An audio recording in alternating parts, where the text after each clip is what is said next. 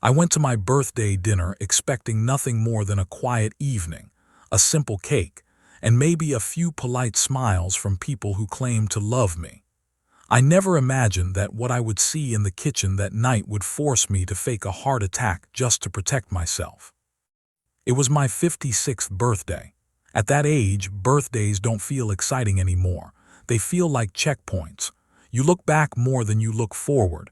You count sacrifices instead of wishes.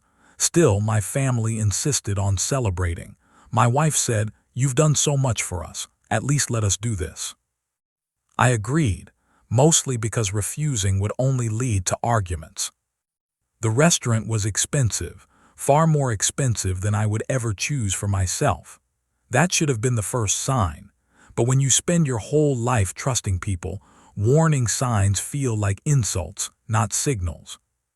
My daughter sat beside me, smiling too brightly. My son joked non-stop. My wife kept checking her phone. I told myself they were just excited.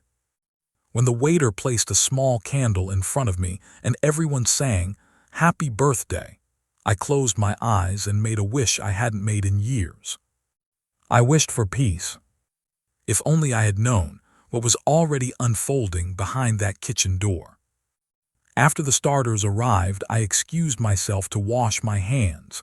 As I stood up, the waiter apologized and said the restroom was temporarily closed for cleaning. "Just a few minutes, sir," he said. I nodded and decided to wait near the kitchen corridor. That decision changed everything. The kitchen door was half open. I wasn't trying to eavesdrop. I swear I was. But voices carry when people believe they are safe. And I recognized the first voice immediately. "My daughter." "She doesn't suspect anything," she said calmly. "Tonight needs to go smoothly." My feet stopped moving. Another voice answered, "My son-in-law, I still don't like this. What if something goes wrong?" "Nothing will go wrong," my daughter replied. "He trusts me completely." My heart started beating faster. "Trusts you with what?" I took one careful step closer. "I already spoke to the manager," my wife's voice joined in. "After dessert, we'll keep him distracted. He won't notice." Distracted. My mouth went dry. Then I saw inside the kitchen. On a metal table sat my birthday cake, white frosting, my name written in blue icing, candles placed carefully on top. Beside it was my wife's open handbag. And next to it my wallet, in the hands of a kitchen worker. "I removed the cash," the worker whispered. "Cards too." My vision blurred. "Good," my daughter said. "Cancel them tonight. By tomorrow morning everything should be transferred." Transferred. That word echoed in my head like a gunshot. Transferred what? My son-in-law asked. "And the papers?" "They're already prepared," my daughter replied. "Dad just needs to sign. He won't read them, he never does." I felt my knees weaken. "Sign what?" My wife spoke again, her voice colder than I had ever heard it. "Once the house is transferred, the loans are no longer our problem. Everything stays under his name." The room started spinning. House. Loans. My name. In a few seconds, years of my life flashed before me. Selling my land to pay for my daughter's wedding, emptying my savings for my son's business, signing documents without reading because family doesn't cheat family. And now this. They weren't just stealing money.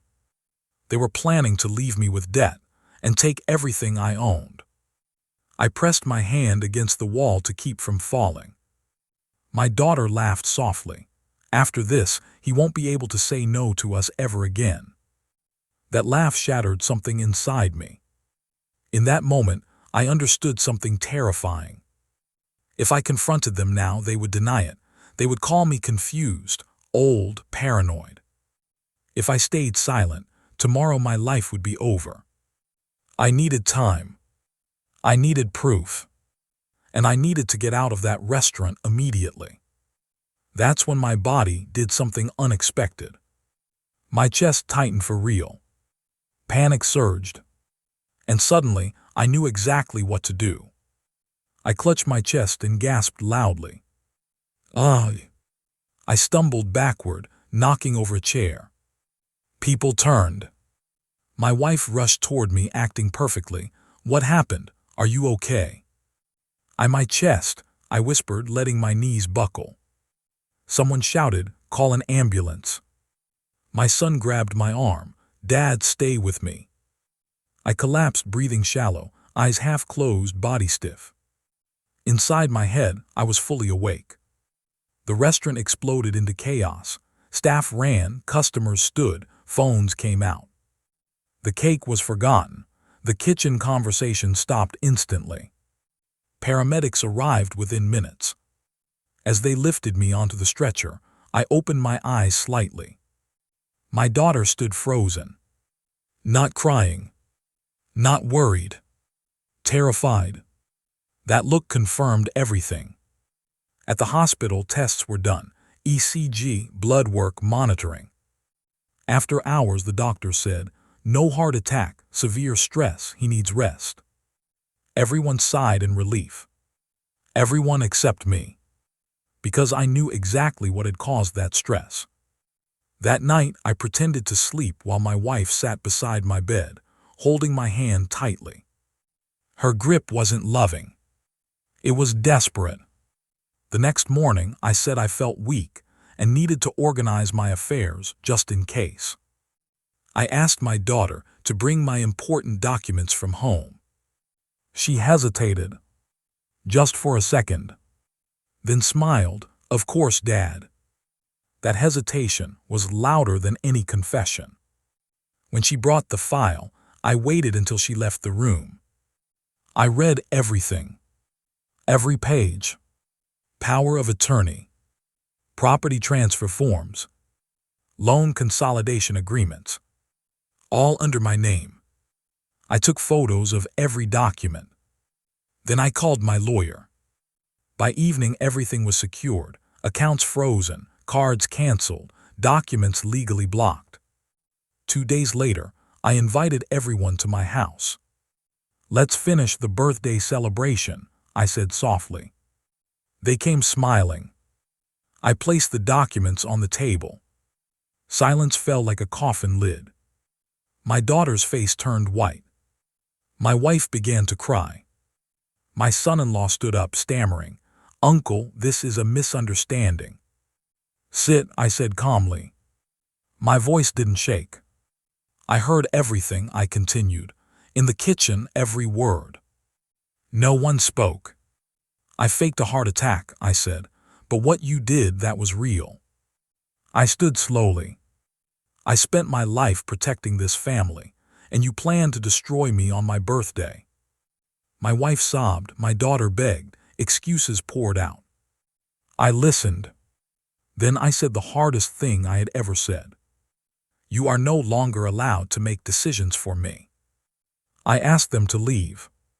All of them. Except my son. He stayed behind, shaking. "I swear, Dad, I didn't know."